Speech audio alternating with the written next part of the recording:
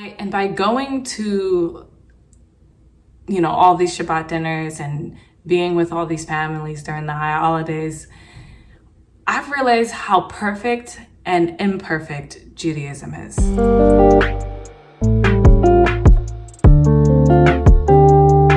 Shalom, everyone. My name is S, and I'm taking you on my conversion journey. Woo!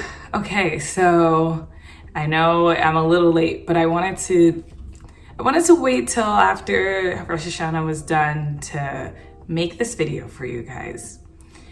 Originally, I wasn't gonna post it, but I was like, you know what? You guys deserve to know this experience because so many emotions were going through my mind. So first things first, I celebrated Rosh Hashanah for the first time this year with an actual Jewish family, 2 of them. I did it with the rabbi's family, and for the first night, and the second night I did it with my sponsoring family. So I wanted to explain to you guys how I was feeling, what was going through my mind, how shul was, and how shul was this time around. It was my second time now in the synagogue, so I'm actually getting kind of used to it. Even though I went a few months ago on my birthday, going this time I was just a bit more prepared. I wasn't so nervous or worried about who was looking at me, even though I did get stares, but I was able to deal with it in a different manner this time. And I think it's because I've been evolving, becoming involved in the community, way more knowledgeable, and just a bit more confident in my Jewish studies. So let's get into it. So preparing for the meal. So I only cooked for my sponsoring family. I love to cook, and I offered to cook a very sweet, healthy brisket for them to go with some sweet potatoes. And while we were cooking in the kitchen, everybody was in there having a great time, and we were just making conversation. So I learned a lot from them. I learned that if a non-Jewish person is cooking in your house, you as the Jewish person would be able to light the flame for them or turn the oven on, and then they're able to cook for you. So because I'm not Jewish yet, I actually don't know the rules, but I'm assuming because I'm not Jewish yet, they turned everything on for me, and I was able to cook. And I was being mindful of, even though I wasn't using dairy and non-dairy, they had separate sinks, and I had to be mindful of where the meat sink was, where the dairy sink was, and which dishes I was using, because everything was labeled. So I thought that was an eye-opener, because I was thinking about how I would be in my own Orthodox Jewish kitchen. And they were like, no, that's a dairy pot. No, that's a meat pot. And I was just like, oh, I'm so sorry. But I was able to cook the meal for them, and they were just so thankful, because they don't really cook that much. They're not big cookers. So I was able to give that to them, and it felt great. So the next thing that they taught me was to go ahead and text everyone I know who's Jewish and wish them a Chag Sameah and Shana Tova, and just let them wish them a happy, healthy new year and all that good stuff. And I was like, okay, I'll text my 7 Jewish friends. And I texted the rabbi, I texted my other sponsoring family, and it just felt good. I got nothing but positive things back. And they were all just so excited to see me in shul, and were wishing me a wonderful new year. So if I didn't say it to you guys, Shana Tova and Chag Sameah, and I hope this year is full with greatness and you overcome whatever obstacles comes your way. So now I walked to the rabbi's house that Monday night for the first night of Rosh Hashanah. And what I can say about him and his family, definitely way more religious. And he has 3 daughters and a son. And his daughters were so respectful, so elegant, so mature, and definitely a replica of him. And his wife was matter of fact, and I mesh well with those personalities. So she was matter of fact, and she was just asking me so many questions and was extremely curious. And I think I'm pretty much used to that now. Like when people are like, oh, why do you want to convert? Why do you want to do this? I'm just like, I'm forming up response. I don't form like a defense or get upset about it, because it's definitely something that they aren't used to seeing, especially since I'm a woman of color. They don't normally see things like this. So I'm a little bit flattered now when people ask me that, opposed to how I was a few months ago when I wasn't as confident. And I was telling them my story. I was getting to know their how they got involved with the synagogue and how it was passed down to them, and more about the rabbi. And I was just like, I was so thankful to just be there with them, and just also seeing how a different family interacts. Even though it wasn't Shabbos, it was a big holiday. So we sat and we just had conversation like anyone else. I don't know why I thought this would be like a super religious thing where like we're not supposed to speak and we're just supposed to eat and doing a bunch of things. But like I felt like I was just talking like I would have dinner with my family. I had the dipping of honey and the challah on the apples, the different blessings, and we benched, and it was just graceful. It was wonderful. And we laughed, and it was just overall what a great experience with them.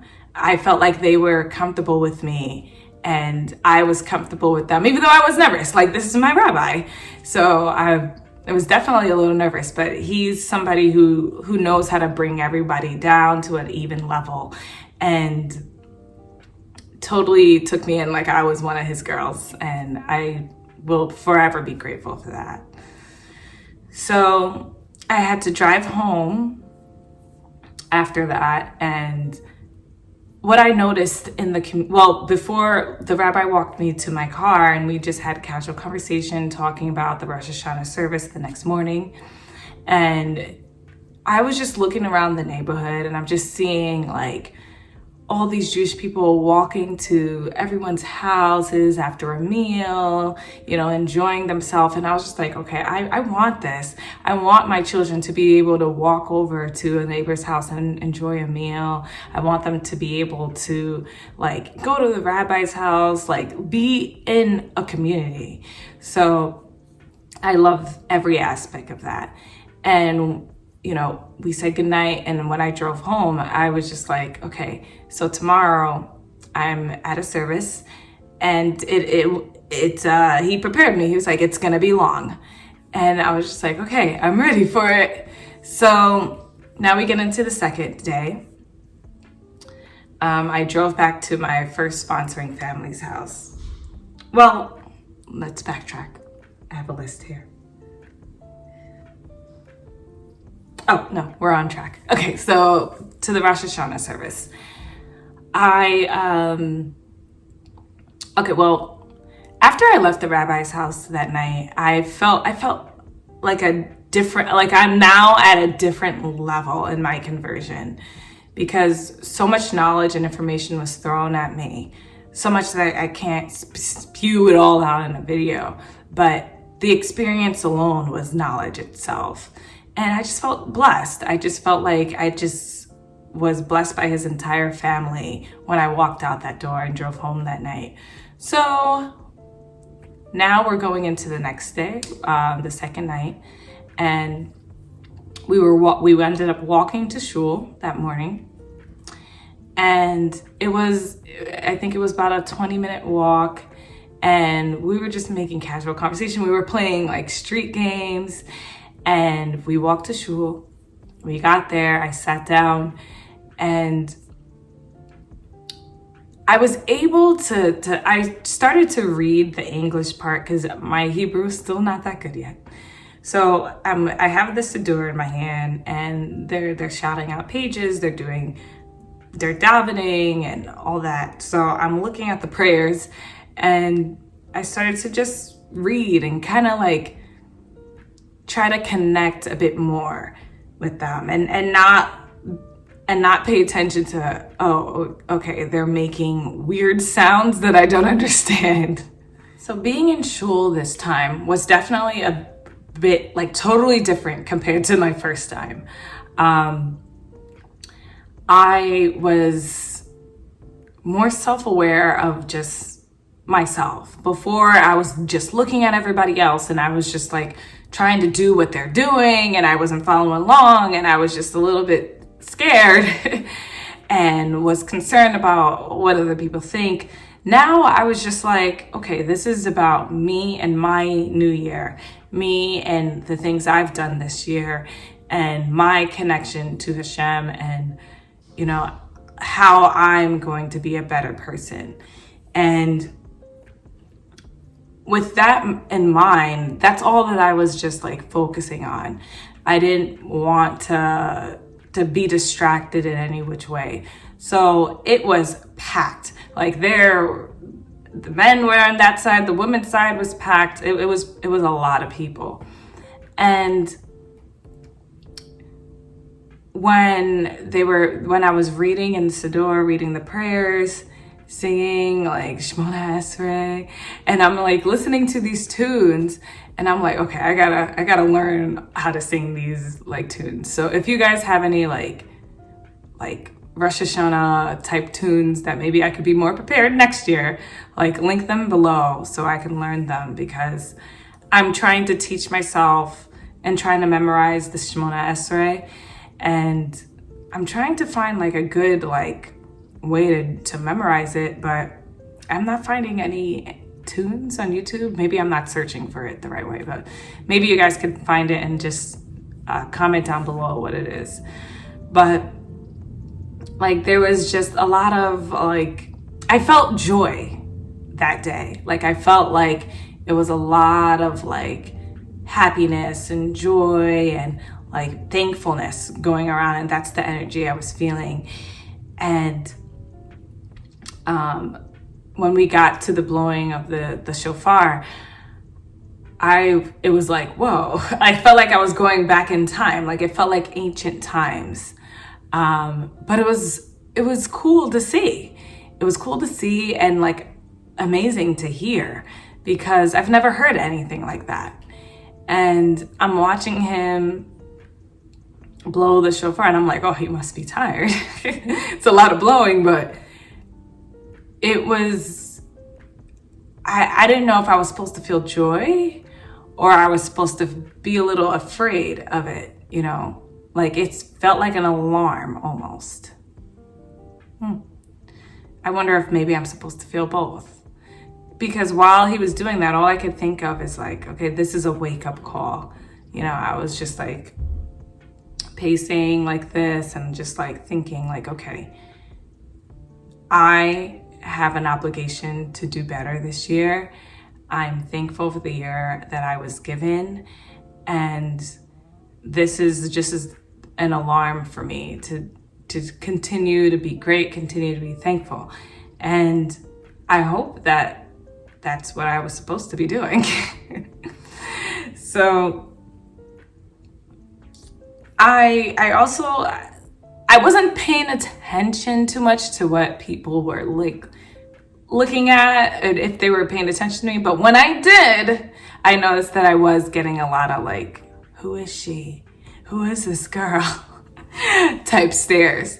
And old me would have thought this was flattering. Well, no, old me would have been extremely defensive, sorry. But new me, I was like, okay, like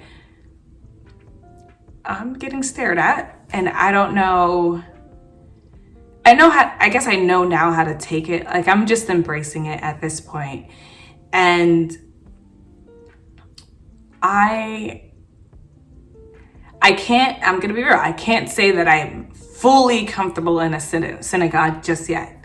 I will say that I feel much more comfortable than the last time I was there. Then this is just for Rosh Hashanah. We'll get into Yom Kippur in another video. So, you know, getting the stares just meant that people are just they're probably curious about me, curious about my journey, how I even like found out about this. So I can't blame them. I definitely got lost, less than last time, but still enough to like look around and not, even though they had the pages, I still was struggling trying to figure out where they were in the readings. But when I did follow along, it was great, and I was really proud of myself. So then, you know, the blowing of the shofar happened, and then we ended. And then we all we walked back to have lunch. And at lunch, we were just having like deep conversations about like what the new year meant to me, and what I am getting from all this. And they were talking about my experiences. And I love deep intellectual conversations. And when I was hearing, like, they have a daughter who's 15, I was hearing her explanation of what the shofar means to her, and she said what I was thinking, which was like, it's definitely a wake-up call, and to understand that you are a leader, you are the head, and this is why we, you know, eat the head of the fish instead of the tail. You know, we're leaving the past behind and we're moving forward. And I just couldn't help but look back on my life and all the things that I've been carrying year after year after year after year, and not just simply letting it go, let the past be the past, and leading myself into a better future. And I look at, like, I love having these conversations because they're powerful. They make a family stronger. They make your bond thicker. And I was just so thankful to have them and have this experience with them. And I told them at the table, I was just like, honestly, I am so thankful for you guys, and I love each and every one of you. And I told them that. And they were just like, oh. It was true. I do love them. So then, you know, we played a few little games. We went for walks, and we were just kind of relaxing for a little until dinner time. And then we had my lovely brisket, and they loved it. They ate it all. They licked the plate, guys. And I have a really, like, sick, weird thing where I just love watching people eat the food that I cook. I don't know if anyone's as weird as me, just so I could read, like, body language and know that, okay, I did a good job. But I just was so thankful that they enjoyed the food, and they were explaining me, like, the significance in it, and what they were sharing childhood stories that they used to do and what their grandparents used to do. And all I can think about is, like, yes, I wasn't born into a Jewish family. I don't have anyone who's Jewish in my immediate family, but my traditions and my experiences will come from them, the rabbi's family and my other sponsoring family. And I'm just so thankful that I'm just not in this alone. And by going to, you know, all these Shabbat dinners and being with all these families during the high holidays, I've realized how perfect and imperfect Judaism is, and how everyone is just so unique in their own way. But the thing each family had in common was that family was the number one thing, was the number one, like, it's the most important thing to them. And Judaism is just all about that, living each day as it's your last, embracing every moment, always moving forward, and just enjoying the sweetness of a new year. And this was a great experience for me. And next year, hopefully, I'll be with them again, and hopefully I'll be married. I probably won't be married, but hopefully I'll be able to share this experience with, you know, with them again, and I'll be learning more, and I'll be this way, this high with my studies. And I just loved every part of it. Yeah, the service was long, but I remember going to long services as a child, so that didn't bother me. So I just want to say, Judaism is different in every household, but the core values always remain the same. And that's what I got from Rosh Hashanah. And I hope that everyone watching this has a wonderful new year, and stay tuned for my next video. Shana Tova. Bye.